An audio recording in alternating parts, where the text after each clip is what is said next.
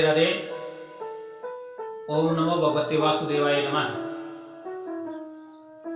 परीक्षित ने श्रेष्ठ ब्राह्मणों के आदेशानुसार पृथ्वी का शासन करता हुआ कृपाचार्य को आचार्य बनाकर दिग्विजय यात्रा की तथा प्रजा का पालन करते हुए राज्य करने लगे।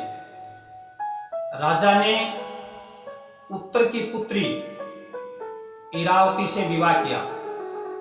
परीक्षित के जन्मेजय, सुरथसेन, भीमसेन, उग्रसेन, इस तरह से 4 पुत्र हुए।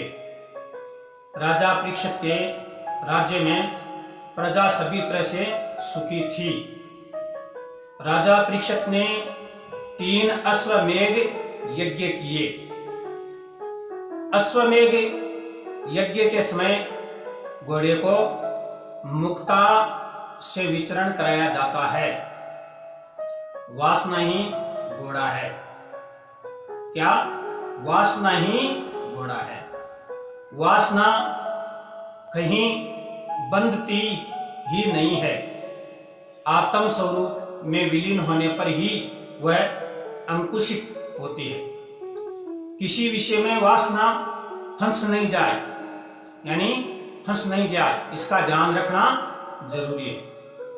इंद्रिय, शरीर और मनोगत वासना का नाश ही 3 यज्ञ है। परीक्षित ने यह 3 यज्ञ किए।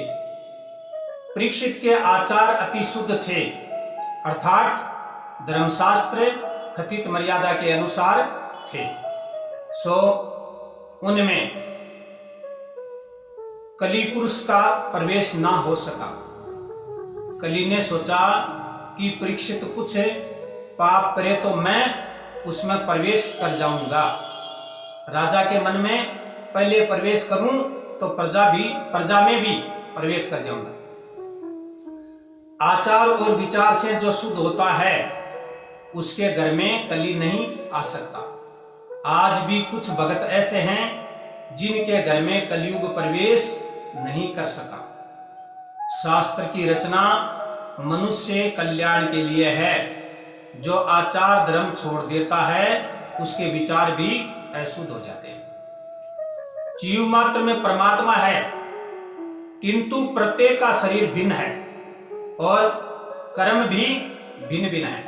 इसलिए हरेक के साथ खाना पीना इष्ट नहीं है।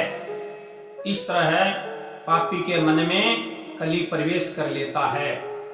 उसी तरह शास्त्र की मर्यादा का उल्लंघन करने वाले के घर में कलयुग घुस जाता है। आचार विचार शुद्ध हो तो कली प्रवेश नहीं कर सकेगा। व्यवहार ही शुद्ध होना चाहिए। सत्यपूर्ण शुद्ध व्यवहार न करें और केवल हर पूर्णिमा के दिन सत्यनारायण की पूजा करें तो उससे क्या लाभ होगा? असत्यवासी की पूजा सत्यनारायण को अस्वीकार है। एक दिन राजा परीक्षित आखेट खेलने के लिए निकला तो आश्चर्यजनक घटना देखी। वो सरस्वती नदी का किनारा था। वहां गाय बैल को एक काला पुरुष लकड़ी से पीट रहा था। बैल धर्म का स्वरूप है, गाय पृथ्वी का स्वरूप है। दोनों के आंसू बह रहे हैं। पृथ्वी कहती है, जब से श्री कृष्ण इस पृथ्वी लोक से अपनी लीला समेट ली है उससे संसार पाप में यानी कलयुग की दृष्टि का शिकार हुआ है। धर्म की मर्यादा का पालन ठीक तरह से करोगे तो ज्ञान अपने आप ही प्रकट होगा। धर्मारूढ़ रहोगे तो ज्ञान गंगा का अवतरण होगा। शिव जी नंदी पर अर्थात धर्म पर आरूढ़ है, सो उनके सिर पर ज्ञान गंगा है। धर्म के 4 अंग मुख्य हैं, सत्य, तप, पवित्रता और दया। इन चारों का योग फल ही धर्म है। इन चारों अंगों पर जब धर्म आधारित था तब सतयुग था। 3 अंगों पर आधारित था तब त्रेता युग आया दो अंगों पर ही आधारित रहा तब द्वापर युग आया, और एक ही अंग पर धर्म आधारित रह गया तो कलयुग आया। सत्य, सत्य ही परमात्मा है। सत्य और परमात्मा भिन्न नहीं है। जहां सत्य है वही परमात्मा है।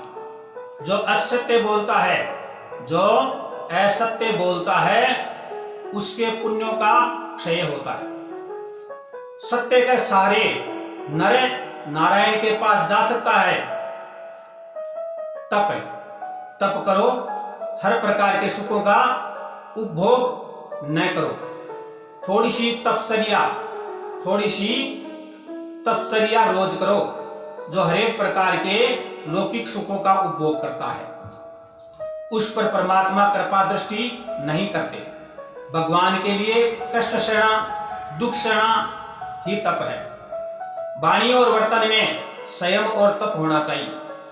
पवित्रता, कलयुग में पवित्रता रही ही कहां है। बाहर से सब पवित्र लगते हैं और अंदर से सब मलिन हो गए। वस्त्रों का दाग मिट सकता है, किंतु कलेजे पर पड़ा दाग कभी नहीं मिटता है। जीवात्मा वैसे तो सब कुछ छोड़कर जाता है, किंतु मन को अपने साथ ले जाता है। पूर्व जन्म का शरीर नहीं रहता, किंतु मन तो रहता ही है।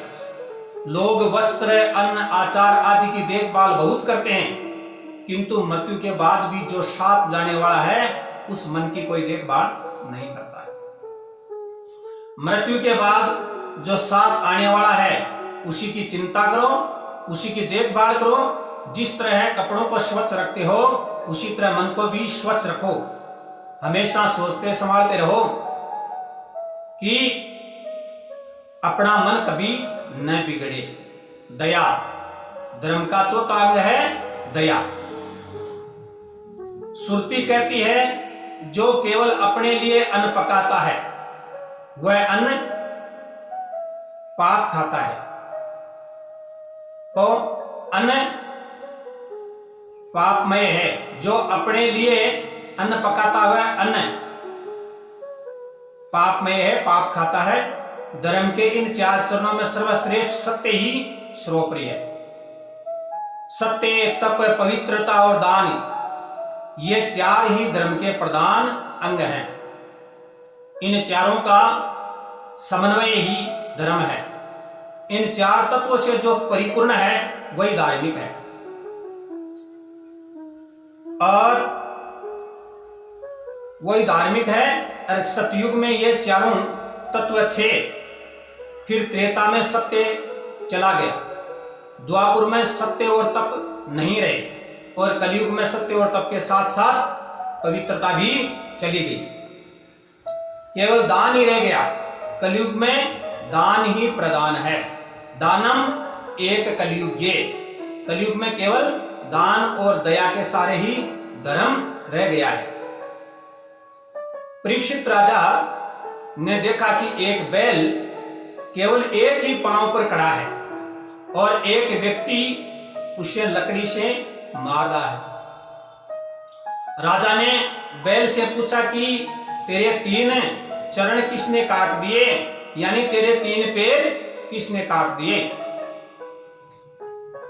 धर्मरूपी बैल ने कहा कि हे राजन, मैं अभी तक यह निर्णय नहीं कर सका हूं कि मेरे पांव किसने काटे और कौन मुझे दुखी कर रहा है। हे राजन, मेरे दुख का कारण आप ही सोचें। राजा समझ गए कि यह कठोर पुरुष गाय बैल को सता रहा है।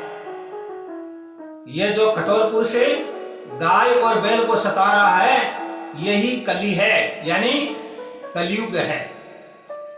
यही कली ही धर्मनिष्ठों को सताता है, यानी जिसके घर में, धर्मात्मा के घर में ये बढ़ जाता है तो उत्पात कलेश मचाना शुरू कर देता है। यह कली ही धर्मनिष्ठों को सताता है। जय श्री कृष्ण।